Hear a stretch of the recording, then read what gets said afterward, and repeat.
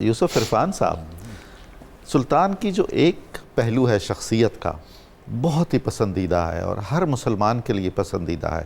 اللہ کے رسول صلی اللہ علیہ وآلہ وسلم سے بے پناہ محبت، غیر مشروط وابستگی، آپ کے اہل بیت اطہار پر جان قربان کرنے کا جذبہ، کثرت سے درود شریف پڑھا کرتے تھے، اور اس نسبت کا اور اس عقیدت کا اللہ تعالیٰ نے انہیں اجر بھی بہت دیا، ان کی شخصیت پر اس کا فیض بھی بہت ہے۔ کچھ ارشاد فرمائیے۔ فیض کا تو یہ عالم تھا کہ مرتے دم تک جی وہ اپنے دین اور وطن کے وفادار رہے، اور ان کی بیٹی عائشہ سبحان اللہ یہ تصدیق یا گواہی دیتی ہیں کہ میرے والد ایک اسپریچول پرسن تھے، کوئی شک نہیں ہے، وہ ایک متقی شخص تھے، اور وہ اپنی ذات سے زیادہ اپنے دین کی بلندی کا سوچتے تھے، اور یہی بلندی تھی۔ تمام مخالفین بھی ان کے یہ مانتے ہیں، یہ مانتے ہیں، اور اسی وجہ سے ان کے مخالفین جب روس سے شکست ہوئی اور عالمی طاقتیں، عالمی اتحادی طاقتیں جو آج بھی ہمارے گرد منڈلاتی ہیں، کسی نے مدد نہیں کی۔ کسی نے مدد 71 میں ہماری بھی کسی نے مدد نہیں کی تھی۔ پوری تاریخ اٹھا کر دیکھ لیں، جب آپ بیرونی مدد پر تکیہ کر کے بیٹھے ہوں گے نا تو وہ مدد کبھی نہیں آئے گی۔ اور پھر ان کا جو ایک بہت بڑی بات تھی کہ انہوں نے ترک نیشنلزم کو پروان نہیں چڑھایا، انہوں نے ریشلزم کو پروان نہیں چڑھایا، انہوں نے کلونیلزم کو پروان نہیں چڑھایا، انہوں نے ہمدردی سے امت مسلموں کو متحد کیا کہ اگر یہ متحد ہوگی تو اس یلغار کا مقابلہ کر سکے گی۔ اب مجھے یاد پڑتا ہے، اور ایک تو یہ ہے کہ ان کے ہاتھ پاؤں باندھ کے انہیں حکمرانی دی گئی۔ جی ہاں، ان کے والد گرامی جو تھے انہوں نے 2 فرمان جو جاری کیے تھے 1960 54 اور 56 میں، 1854 اور 56 میں، جس کی بنیاد پر ترکیہ میں جمہوریت آئی، اس کی بنیاد پر پارلیمنٹ آئی، اور وہ اتنی طاقتور ہو گئی کہ 1875 میں انہوں نے ان کے چچا جان جو تھے عبدالعزیز، انہی کو ڈیتھرون کیا اور بعد میں قتل کر دیا، اور ایک 36 سالہ نوجوان کو بنا دیا، مراد الخامس کو، اور وہ یہ منظر دیکھ کے اپنے حواس باختہ ہو گئے۔ جی بالکل، یہ وہ شخص ہے جو روشن دماغی کے ساتھ، حاضر دماغی کے ساتھ امت کا محافظ بنے، اور خلافت عثمانیہ جو تھی اس نے 600 سال امت کی حفاظت کی ہے، یہ ہمارے محسن ہیں۔ جی ہاں، اور پھر یہ ہے کہ انہوں نے اس وقت احیاء اسلام کا علم بلند کیا جس کی ایک شکل ہمیں تحریک خلافت نظر آتی ہے، اور جب ریلوے ٹریک بنایا گیا تو یہاں کے لوگوں نے دل کھول کے اس کی مدد کی۔ اچھا، کہتے ہیں کہ یورپ میں کوئی ڈرامہ بننے جا رہا تھا اور اس کو روکا بڑی شدت سے۔ روکا۔ توہین رسالت آپ کی بیماری جو تھی یہ یورپ میں جب پل رہی تھی، کیونکہ یہودی اس کے کرتا دھرتا ہے، انہوں نے وہاں پر بھی اپنا انفلوئنس استعمال کیا۔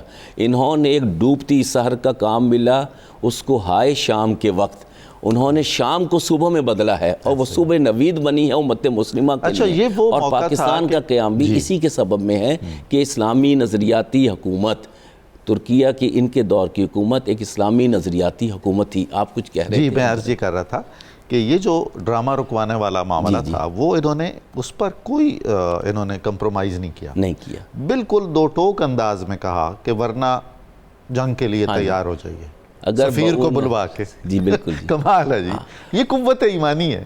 اور آج امت مسلمہ کے حکمرانوں کو اسی رویے کی ضرورت ہے، اسی پالیسی کی ضرورت ہے۔ اور اس وقت بھی یہ رعب تھا اور یہ بھرم تھا اور یہ شان تھی کہ وہ ڈرامہ پھر رک گیا تھا۔ حضور صلی اللہ علیہ وسلم کا فرمان ہے، اللہ کا فرمان ہے، وہ من یطع اللہ ورسول، جو اللہ کی عبادت یاد کرتا ہے وہ پہلے حضور صلی اللہ علیہ وسلم کی اطاعت عطا کرتا ہے، پیروی کرتا ہے۔ اور پھر یہ ہے کہ جس شخص کو اس دنیا سے میرے مال اور معال سے عزیز تر میں نہیں ہوں تو اس کا دین ایمان ناقص ہے، یہ ناقص ایمان کے مالک نہیں تھے۔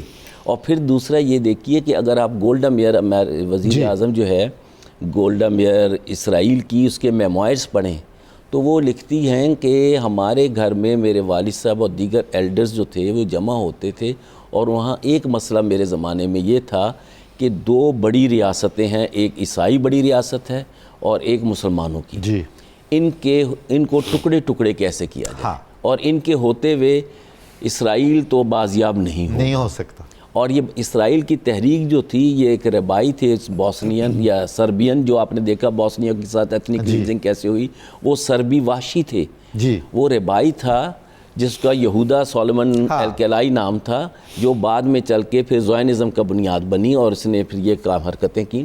مگر یہ ہے کہ وہ لکھتی ہیں کہ ان ریاستوں کو توڑا کیسے جائے. تو توڑنے کے لیے انہوں نے پھر یہ کیا کہ نیشنلزم کو جنم دیا، جو ہمارے طرف بھی یہاں بیماری رہی، ساری دنیا میں آج کل عالم اسلام میں بھی چل رہی ہے. پھر ریشلزم کو دیا، پھر انہوں نے ایسی عربوں کو، ہاں جی تماشے مداری پرانا ہے مگر یہ ہے کہ جو راہ انہوں نے دکھائی تھی، میں سمجھتا ہوں کہ سلطان عبدالحمید الثانی ہی کی وہ رہنمائی ہے جو پاکستان کو ایک نظریاتی ریاست کے طور پر، مضبوط ریاست کے طور پر، اس ملک میں جہاں اقلیت تھے اور اس جمہوریت کا رد کیا جہاں کہہ رہے تھے کہ 51% ہندو ہے اور ہم، یہ وہ رہنمائی ہے، وہ دانشمندی ہے.